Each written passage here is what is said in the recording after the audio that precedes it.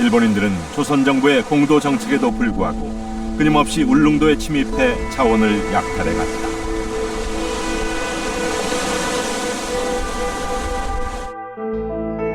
보다 못한 고종은 1881년 수토사 이규원을 보내 울릉도의 상황을 알아보게 했다.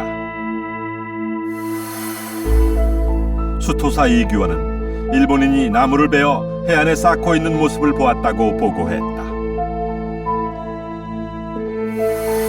울릉도엔 자원을 훔쳐가려는 일본 선박의 출입이 끊이지 않고 있고 일본이 이 섬에 눈독을 들이고 있어 대책이 필요하다고 보고했다.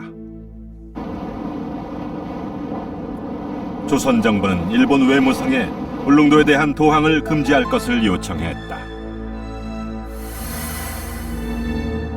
1883년 3월 일본의 태정관은 자국민들의 울릉도 출입을 금지시켰다.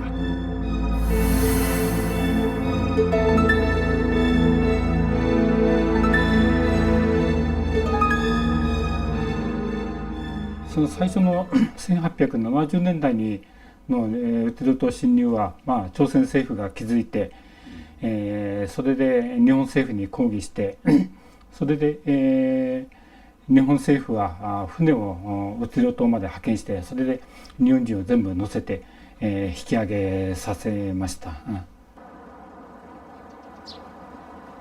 그러나 이후에도 일본인들의 침입은 끊이지 않았다. 대한제국은 적극적인 개발 정책으로 전환하면서 1900년 마침내 칙령을 반포한다. 울릉도를 울도군으로 개칭하고 도감을 군수로 개정해 행정구역을 개편했다. 울도군의 관할구역 또한 명확히 했다. 울릉전도와 죽도, 석도. 석도, 즉 독도에 대한 영유권을 명확히 한 것이다. 울릉도 바로 옆엔 관음도와 죽도 두 개의 부속섬이 있다. 이 중 죽도는 칙령 41호의 죽도와 일치한다. 일본은 석도가 나머지 한 섬, 즉 관음도라고 주장해왔다. 그러나 관음도와 울릉도의 거리는 불과 100m.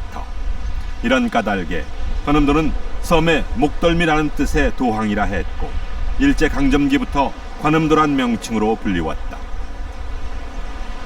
남은 부속섬은 울릉도에서 약 87km 떨어진 독도뿐이다.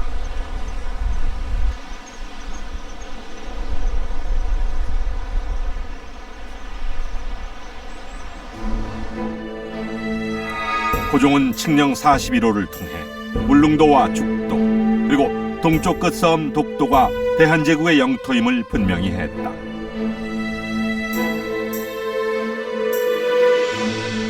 그렇다면 대한제국은 왜 독도를 예전부터 부르던 우산도라 표기하지 않고 석도라 했을까? 두 개의 암석 봉우리와 수십 개의 암초로 이루어진 섬 독도.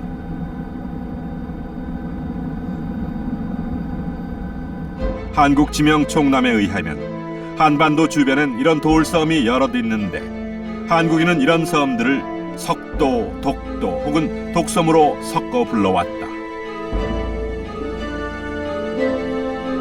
이는 도를 독이라고 부르던 전라도 방언에서 유래한다. 전라도에선 독섬을 그 뜻을 취해 한자로는 석도라 표기했고 독이라는 음을 취하고 이를 다시 한자로 고독할 독자를 써서 독도라 부르기도 한 것이다.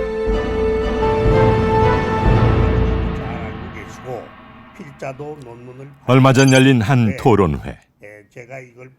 칙령상의 석도 표기에 대해 기존의 해석을 보강한 주목할 만한 주장이 나왔다. 서양에서는 당시 독도를 다른 이름으로 부르고 있었다. 1849년 동해에 나타난 프랑스 포경선 리앙크루호. 독도를 처음 본 프랑스인들은 이 작은 돌섬을 자신들의 배 이름을 따 리앙크루 락스, 즉 리앙크루 바위라고 표기했다.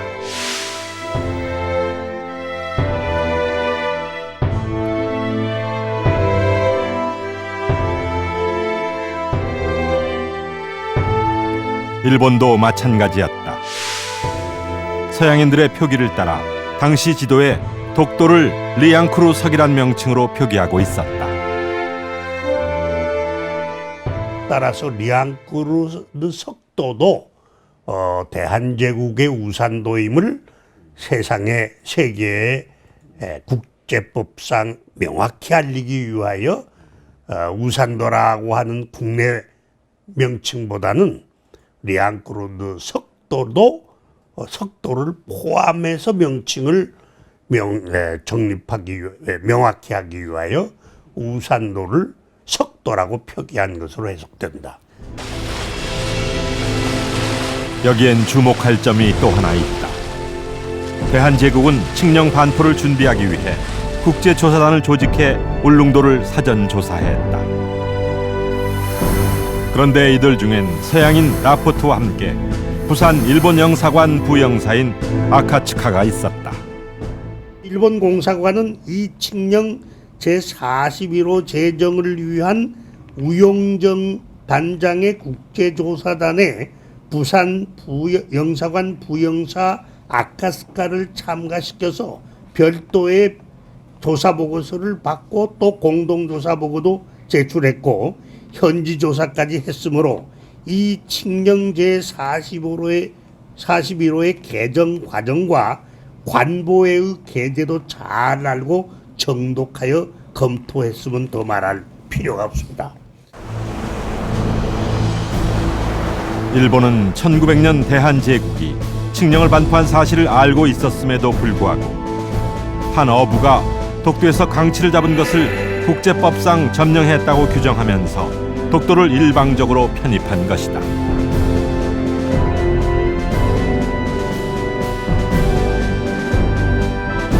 그것은 명백한 침략 행위였다.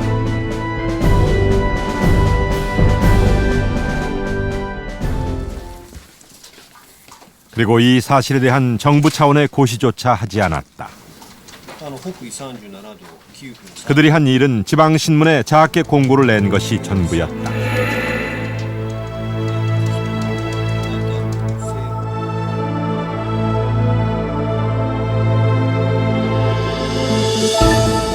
대한제국에 독도의 일본 영토 편입 사실이 알려진 것은 이듬해 3월이었다. 시마네현 지사 등 소위 독도 시찰단이 독도를 거쳐 울릉도에 도착해 울도 군수에게 독도가 일본 영토라고 말한 것이다. 당시 울도 군수 심흥택이 올린 보고서는 대한제국이 독도에 대한 분명한 영유의식을 갖고 있음을 보여준다. 1905년에 독도 편입이라는 것은 1904년에 맺어진 한일 기본조약 속에 있는 제3조인데요. 대한제국의 영토를 확실하게 일본은 보존하겠다라는 그 조항에 완전히 위배되는 행위였습니다. 그것을 알고 있었던 일본은 비밀리에 독도를 편입시킨 것이고, 그리고 대세가 바뀐 울산의회학 이후는 공개적으로 독도는 일본 영토다 이런 식으로 대한제국에게 말도 했고 그렇게 행동도 했습니다.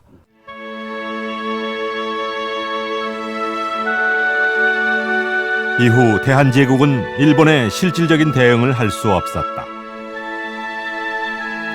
당시 조선엔 통감부가 설치돼 사실상 식민 지배가 실시되고 있었기 때문이다. 독도의 강치들도 기억 속에서 잊혀져 갔다. 주인 잃은 땅에서 일본인들에게 무참히 학살당했던 독도 강치.